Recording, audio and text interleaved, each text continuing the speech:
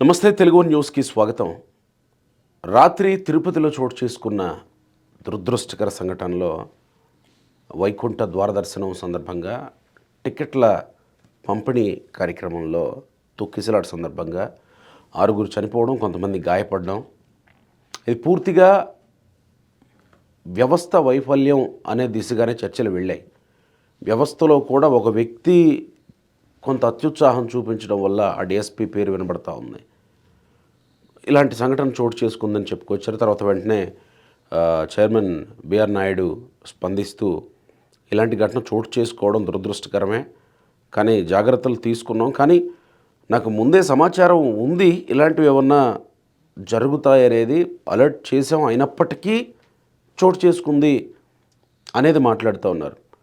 ఇక ఖచ్చితంగా ఇలాంటి అంశాలు జరిగితే రాజకీయాలు చొరబడకుండా ఉండవు అని మనం అనుకోలేం కదా. అలానే రాజకీయాలు కూడా చొరబడ్డాయి. పొద్దునే భూమన కరుణాకర్ రెడ్డి మాజీ చైర్మన్ తెర మీదకి వచ్చారు. ఆయన జేఈఓ వెంకన్న చౌదరి మీద ఘాటైన విమర్శలు చేస్తూ తెర మీదకి వచ్చారు. ప్రస్తుత ప్రభుత్వాన్ని, అక్కడ ఉన్నటువంటి ఎస్పీని, వీళ్ళందరి మీద చేస్తూ వచ్చారు. సరే, ఈ రాజకీయమైనటువంటి అంశాలు కొంచెం పక్కన ఉంచుదాం, కానీ వాస్తవానికి ముందే సమాచారం ఉంది నాకు ఇలాంటివి ఏమన్నా జరుగుతాయని బిఆర్ నాయుడు గారు ఎట్లా చెప్పగలిగారు? ఆయన అలర్ట్ చేసినా ఎందుకు ఇంత పెద్ద ప్రమాదం జరిగింది? ఎక్కడ లోపాలు ఉన్నాయి? ఆ లోపాలని ఇంతకాలం పాటు ఎందుకు సవరించలేకపోతున్నారు? మూల కారణాల్లో కొంచెం లోపలికి వెళ్ళే ప్రయత్నం చేద్దాం. అంకమరావు గారు ఉన్నారు, ప్రముఖ సామాజిక రాజకీయ విశ్లేషకులు. నమస్కారం అంకమరావు. నమస్తే గోపికృష్ణ గారు. ఏమనిపించింది మీరు ఈ సంఘటన గురించి కొంత లోపలికి వెళ్ళి శోధించిన తర్వాత ఎక్కడ తప్పు జరిగినట్టు అనిపించింది మీకు? ముందుగా చనిపోయిన వారికి మనం శ్రద్ధాంజలి ఘటించాలి. చాలా విచారకరమైన విషయం. దేవదేవుని చూడటానికి వచ్చి ఇలా తొక్కిసలాట్లో చనిపోవడం అనేది చాలా బాధాకరమైన విషయం. ఎందుకంటే ఆ దైవ దర్శనం చేసుకొని పునీతులు అవ్వాలని వచ్చేవాళ్ళు, అవును కదా, ఈరోజు ఇలా నిర్జీవంగా పడి ఉండటం అనేది చాలా దురదృష్టకరం. వాళ్ళ కుటుంబాలకు సానుభూతి తెలియజేస్తున్నాను. ఇక ఇక్కడ జరుగుతున్నది ఏంది అనే దానికి చూసుకుంటూ ఉంటే ఈ ఒక్కరోజుతో జరుగుతున్నది కాదు, ఇది మీరు గమనించుకోవాల్సిన అంశం. 5 సంవత్సరాలు ఆ దేవదేవునికి సంబంధించి ఏ విధంగా భ్రష్టు పట్టించాలి పైన, అక్కడ అన్యమతస్తుల్ని చొప్పించడమే కాకుండా భక్తులను రాకుండా చేయటానికి ఎన్ని కుట్రలు చేశారో చూస్తూనే ఉన్నాం. ఇది ఎందుకు చెబుతున్నా అంటే మామూలుగా ఇది చెప్పేవాడిని కాదు నేను. ఈరోజు కరుణాకర్ రెడ్డి మాట్లాడిన విషయాలు నేను రాజకీయం మళ్ళీ మాట్లాడదాం, దాని విషయానికి వద్దాం. మొదట అసలు ఈ ప్రమాదం ఎందుకు జరిగిందని మీరు మీ పరిశోధనలో ఏమన్నా అంటే అక్కడ 8 చోట్ల ఈ టోకెన్లు జారీ చేసే కేంద్రాలను ఏర్పాటు చేశారు. అవును. 2 చోట్ల మాత్రమే అత్యధికంగా వచ్చి తోపులాట జరిగింది. అవును. మిగిలిన సాడంతా సాఫీగానే జరుగుతూనే ఉంది. ఇక్కడ మీరు ఇంకోటి గమనించుకుంటా ఉంటే వాళ్ళ కోసం షెడ్లు ఏర్పాటు చేశారు. గతంలో కాకుండా విశాలంగా, అంటే క్యూ లైన్ ఇట్లా కాకుండా ఇంత విశాలంగా చేసుకొని వెళ్ళటానికి అవకాశం కూడా కల్పించారు. ఈ చిన్న సంఘటన జరగకపోతే ఎవరికి ఏ ఇబ్బందులు కూడా ఉండేవి కాదు. ఇక్కడ గమనించుకోవాల్సిన అంశం. అంటే ఇది తప్పిదమా, లోపమా, నిర్లక్ష్యమా, లేకపోతే ఇంకేమన్నా కుట్ర కోణాల గురించి మాట్లాడను. కానీ ముందుగా బిఆర్ నాయుడు గారు చెప్పిన దాని ప్రకారం ఆయనకు సమాచారం అంటే తోపులాటలు, తొక్కిసలాట, లేకపోతే జనాభా ఎక్కువ వస్తున్నారు అనే ఉద్దేశంతో ఆయన చెప్పుండొచ్చు. రెండోది చాలా హుందాగా మాట్లాడారు ముందు బిఆర్ నాయుడు గారు. ఇది కుట్ర కోణం ఉందని కానీ ఒకళ్ళ మీద తోసేయకుండా ఆ మాట అనలేదు. చాలా హుందాగా మాట్లాడారు. దానికి అభినందించాలి. తర్వాత మీరు చూస్తే సంఘటన జరిగిన వెంటనే వాళ్ళు స్పందించిన తీరు కావచ్చు, అక్కడ ఉన్నటువంటి డిఎస్పీ అత్యుత్సాహం ప్రదర్శించాడని చెప్పని అందరికీ అందుతున్న సమాచారం. ఆయనే కాదు, అందరూ కూడా వాళ్ళ విచారణలో తేలిన సందర్భంగా చూసుకుంటా ఉంటే ఇక్కడ అత్యుత్సాహంతో పోలీసుల నిర్లక్ష్యంతో జరిగిందనేది మాత్రమే భావించాల్సి వస్తుంది. అందుట్లో ఎలాంటి సందేహం కూడా ఏం లేదు. అంటే పోలీసుల్ని డిప్లాయ్ చేయాల్సిన స్థాయిలో డిప్లాయ్ చేయలేదు. అక్కడ చేసినా కూడా కొంతమంది సహకరించే వాళ్ళు ఉండకపోవచ్చు కదా. ఇప్పుడు ఆయన మీరు రాజకీయం వద్దన్నారు కదా, రావాలి మాట్లాడదాం. ఎందుకంటే ఇప్పుడు ఆయనే చెప్పాడు కదా. ఇప్పుడు ఆ కరుణాకర్ రెడ్డి గారు చాలా స్పష్టంగా ఆయన ప్రభుత్వాన్ని నిందించబోయి జరుగుతున్న విషయాలు ఆయనే చెబుతున్నాడు. మా మనుషులు ఉన్నారు, మేము చేరవేస్తారు అని. అంటే ఇంకా వాళ్ళ మనుషులు ఉన్నారని ఒప్పుకున్నట్టేగా, వాళ్ళ మనుషులు ఈ ప్రభుత్వాన్ని సహకరించట్లేదని ఒప్పుకున్నట్టేగా. ఈ దేవదేవుడికి దేవస్థానంలో జరుగుతున్నటువంటి లోపాలని సరిదిద్దాలని వీళ్ళు ప్రయత్నిస్తూ ఉంటే వాళ్ళు ఇంకా అడ్డుకట్టబడుతూ దాన్ని కొనసాగించే విధంగా చేస్తున్నారని అతనే ఒప్పుకున్నట్టేగా గోపి గారు. మీకు అర్థమవుతుందా ఇక్కడ? అవునవునవును. ఆయన మొత్తం పరిశీలిస్తే ఇప్పుడు ఆయన ఏమంటున్నాడు, 10 రోజులు చేస్తేనే ఇంత ఒత్తిడి వస్తూ ఉంటే ఆయన చెప్పినట్టు 2 రోజులే చేద్దాం అనుకుంటే ఇంకెంత ఒత్తిడి వచ్చింది ఆలోచించండి కొంచెం. అంటే మీరు అంటున్నట్టు నిర్లక్ష్యమో లేకపోతే అపశృతో లేకపోతే పొరపాటు ఇవన్నీ కాకుండా అంతకు మించి ఏమన్నా అధికారులు ఏమన్నా ఇప్పుడు దాంట్లో ఈరోజు ఈ దేవదేవునికి సంబంధించి ఆ ఏడుకొండల వెంకన్నకి భక్తులు రాకుండా చేయడానికి విశ్వ ప్రయత్నం చేస్తారు. వాళ్ళు గతంలో చేశారు, ఇప్పుడు కూడా చేస్తారు. ప్రతిపక్షంలో ఉండి కూడా చేస్తారు. అవకాశం వాళ్ళ దగ్గర. ఎందుకంటే ఇప్పుడు ఆయన ప్రత్యేకంగా ఎస్పీ గారి గురించి మాట్లాడాల్సిన అవసరం ఏంటి? చిత్తూరు జిల్లా ఎస్పీ గారి గురించి అంటే వాళ్ళు చేసే అరాచకాలు అక్రమాలని ఆయన అడ్డుకట్ట వేస్తున్నాడు అనేది ఒకటి.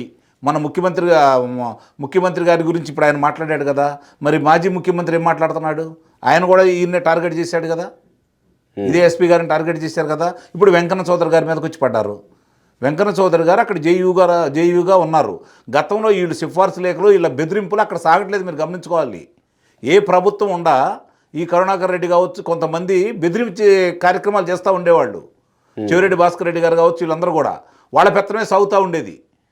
ఇప్పుడు వీళ్ళు వచ్చిన తర్వాత దానికి అడ్డుకట్ట వేయటమే కాకుండా వాళ్ళిద్దరూ సుబ్బారెడ్డి అండ్ కరుణాకర్ రెడ్డి ఇద్దరు కూడా చైర్మన్లుగా ఉండగా ఎన్ని లక్షల మందికి ఈ అమ్ముకున్నారో మనం కళ్ళ ముందు కనపడతానే ఉన్నాయి కదా. అవన్నీ వెలికి తీస్తున్నారు కదా ఇక్కడ. నేను ఒకటి ఎక్స్పీరియన్స్ చేశాను. నేను అక్కడున్న కొంతమందితో మాట్లాడినప్పుడు తిరుమల కొండ మీద ఉండే వాళ్ళతోటి వాళ్ళు అన్నది ఏంటంటే జగన్మోహన్ రెడ్డి గవర్నమెంట్లోనే అధికారులు బాగా పనిచేశారు. బాగా పనిచేయడం అంటే ఏంటి? వాళ్ళకు అనుకూలంగా వాళ్ళు చెప్పినట్టు చేయడం. అవును అవును అవును. మరి ఇప్పుడు ఏం జరుగుతుంది? అసలు అధికారులు పని చేయట్లేదు సార్. ఏం పని చేయట్లేదు? రాజకీయ నాయకులు చెప్పిన పని చేయట్లేదు. అవును, ఇది వాళ్ళు అవును. అది అక్కడ ఉన్న వీళ్ళు చెప్పినట్టు చేయట్లేదు. గమనించుకోవాల్సిన అంశం ఇక్కడ. అది ఒక ప్రక్షాళన తీసుకెళ్ళాడు అతను. నేను ఈ మధ్య డిసెంబర్ 7వ తారీఖున వెళ్ళాను. డిసెంబర్ 6వ తారీఖున తిరుమలకి వెళ్ళాను. డిసెంబర్ 7 అక్కడ ఉన్నాను. 8 బయలుదేరి రావడం కూడా జరిగింది. ఈ సందర్భంగా అక్కడ ఉన్నటువంటి పనిచేసేవాళ్ళు కావచ్చు, లేకపోతే తలనెలాలు సమర్పించే కాడ కళ్యాణ కట్టకాడ ఉన్న వ్యక్తులను కావచ్చు, లేదంటే వేద పండితులను కావచ్చు, వీళ్ళందరినీ కూడా నేను మాట్లాడటం కూడా జరిగింది. ఎందుకంటే మనం అక్కడికి వెళ్ళినా తెలుసుకోవాలి కదా. తర్వాత ఉచిత భోజనానికి కూడా వెళ్ళటం కూడా జరిగింది. నేను వెళ్ళినప్పుడు చాలా స్పష్టంగా అందుట్లో ఉన్న మార్పులు నాకు కళ్ళ ముందు కనపడ్డాయి. వాళ్ళు చాలా ఆనందంగా ఉన్నారు. ఎవరైతే కళ్యాణ కట్ట దగ్గర ఉండేవాళ్ళు వాళ్ళు చాలా స్పష్టంగా చెప్పారు, మా మీద ఒత్తిడి లేదండి, చాలా బాగుంది, ఇప్పుడు ప్రక్షాళన చేయాలని ప్రయత్నం వీళ్ళు చేస్తున్నారు. ఇంకో వాళ్ళందరూ కూడా అంటే ఇప్పుడు జరుగుతున్న వాటిని గతంలో జరిగిన దాన్ని చెప్పలేకపోయినా ఇప్పుడు జరుగుతున్న మంచిని మాత్రం వాళ్ళు స్పష్టంగా చెప్పారు. గోపి గారు చాలా స్పష్టంగా చెప్పారు. అందరూ కలిసి నాకు మొత్తంగా చెప్పింది ఏంటంటే ఇక్కడ బస్సులు కొంచెం ఇంకా పెంచాల్సి ఉంది, ఉచిత బస్సులు. అలాగే అన్యమతస్తులు ఇంకా ఉన్నారు, వాళ్ళని తొలగించే కార్యక్రమం చేయాలి. నిజమైన భక్తుల్ని అలాగే తప్పు జరుగుతుందని చెప్పి ప్రశ్నించే వాళ్ళని చాలా ఇబ్బంది పెట్టారని చెప్పారు వాళ్ళు. అంటే నా ప్రశ్న ఏంటంటే ఇక్కడ అంకమరావు గారు, వీటన్నింటినీ ప్రస్తుత చైర్మన్ అడ్రస్ చేస్తున్నారు. ఆయన పోయి నేరుగా సాధారణ భక్తులతోటి కలిసి తిరిగి వాళ్ళతో మాట్లాడి చర్చించి సమస్యలు ఏమున్నాయో వాటిని గుర్తించే పనిలో పడ్డారు. కానీ ఆయనకు ముందే తెలిసినా ఆయన ముందే హెచ్చరించినా ప్రమాదం జరిగిపోయింది. అదే అధికారుల నిర్లక్ష్యం అంటున్నాను నేను ఇక్కడ. అధికారుల నిర్లక్ష్యం, నిస్సందేహంగా అధికారుల నిర్లక్ష్యమే ఇది. ఆ తోపులాట జరగాలి అంటే మనం మొన్న ఈ మధ్య హైదరాబాద్లో జరిగిన సంఘటన కూడా చూసాం కదా. జనం వచ్చినప్పుడు ఎక్కువ మంది ఉన్నప్పుడు దాన్ని అంచనా వేయలేకపోతే అధికారుల నిర్లక్ష్యం అవుతుంది కదా. నిస్సందేహంగా అంచనా వేయలేకపోవడం, అంతే కదా. ఓకే. అంచనా వేయలేకపోతే అధికారుల నిర్లక్ష్యం అవుతుంది కదా. ఇప్పుడు ఇందాక నేను చెప్పినట్టు అక్కడ ఇంతకుముందు గతంలో 5 సంవత్సరాల వరకు ఎట్లయితే చేశారో దానికి భిన్నంగా ఎక్కువ మంది అంటే తొక్కిసలాట జరగకుండా వెళ్ళటానికి కూర్చోవటానికి చక్కని ఏర్పాట్లు చేశారు. ఇప్పుడు మీరు చూడండి, పొద్దు నుంచి నేను రాత్రి నుంచి అదే చూస్తూనే ఉన్నాను. చక్కగా ఏర్పాట్లు చేయడం కూడా జరిగింది. విశాలంగా మలుపులు తిరిగే కాడ కూడా ఏ ఇబ్బందులు లేకుండా చేశారు వాళ్ళు. కానీ ఇక్కడ దానికి ఉదాహరణ నేను చెప్తాను. ఎక్కడ దాకా ఎందుకు, నేను వెళ్ళాను. నేను వైకుంఠ దర్శనం క్యూ కాంప్లెక్స్ ఒకటిలోంచి వెళ్ళాలా. కానీ అక్కడ ఉన్నటువంటి ఎవరైతే సిబ్బంది ఉన్నారో వాళ్ళు నన్ను తప్పుతో పట్టించారు. నన్ను దాంట్లోంచి పంపించలేదు. ఉమ్, నేను అందరితో పాటు మామూలుగా సర్వజనులు వెళ్ళే దాంట్లో వెళ్ళాల్సి వచ్చింది. ఉమ్, మేము 7 ఉన్నాం, పసిపిల్లాడు 8 మంది ఉన్నాం మేము. ఉమ్. మా పరిస్థితి ఏంటో ఆలోచించండి. అంటే మీకు ఆ ద్వార దర్శనానికి సంబంధించిన బ్రేక్ దర్శనానికి ఉండయండి, నాకు బ్రేక్ కానీ దర్శనానికి పంపించలేదు. పంపించలేదు. అది ఇప్పుడు దాన్ని ప్రక్షాళన చేస్తున్నారు వీళ్ళు. ఉమ్, అక్కడికి వెళ్ళిన తర్వాత ఇక్కడ వాళ్ళు ఇబ్బంది పెడితే లోన నాకు అధికారిని చూపిస్తే అదేందండి మీరు పలానా చాటు నుంచి వెళ్ళాలి కదా అని చెప్పాడు ఆయన. ఆ పని ఆయన అవకాశం ఇస్తే పక్క గుండా వెళ్ళేసి లోన్ నుంచి వెళ్తే అక్కడ ఉన్నటువంటి వేరే అధికారికి చూపిస్తే అధికారి ఒక మనిషి ఇచ్చి పంపిస్తే నేను పైకి వెళ్ళాల్సి వచ్చింది. గంట ఆలస్యమైంది మాకు. ఉమ్, ఇలా నిర్లక్ష్యంగా అది వాళ్ళ దృష్టికి కూడా వచ్చిందట. దాన్ని ప్రక్షాళన చేసే కార్యక్రమంలో ఉన్నారు. ఇంకా ప్రభుత్వం అంటే వీళ్ళు నాకు తెలిసినంత వరకు చాలా వరకు కూడా వాళ్ళ మనుషులు ఎన్ని ఇబ్బందులు పెట్టాలి వచ్చిన భక్తుల్ని. Okay okay okay. అంటే ఇక్కడ కూడా ఈ గత ప్రభుత్వమే బాగా చేసింది, ఈ ప్రభుత్వంలో అందరూ సరిగ్గా చేయట్లేదని చెప్పడం కోసం వాళ్ళు విశ్వ ప్రయత్నం చేస్తున్నారు.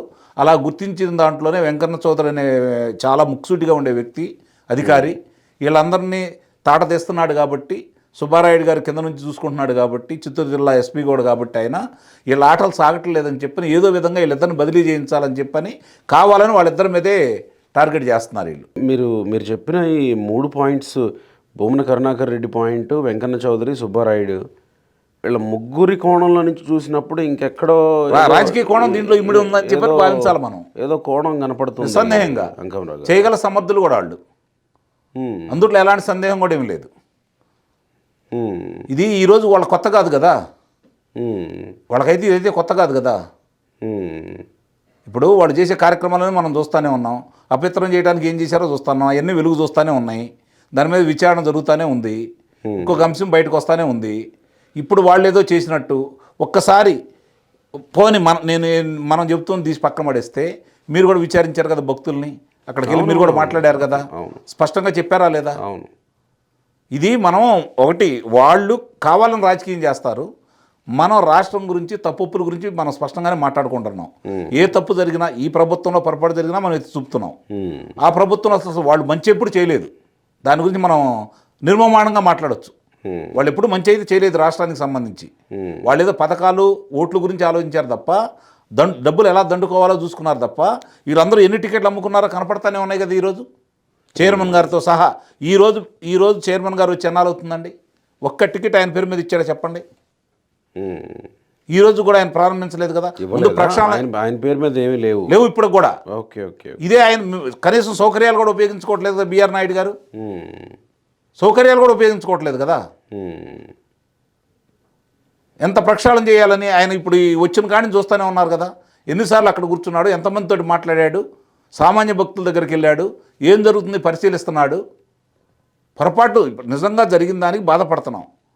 ఖచ్చితంగా జరిగింది చాలా బాధాకరమైన విషయం.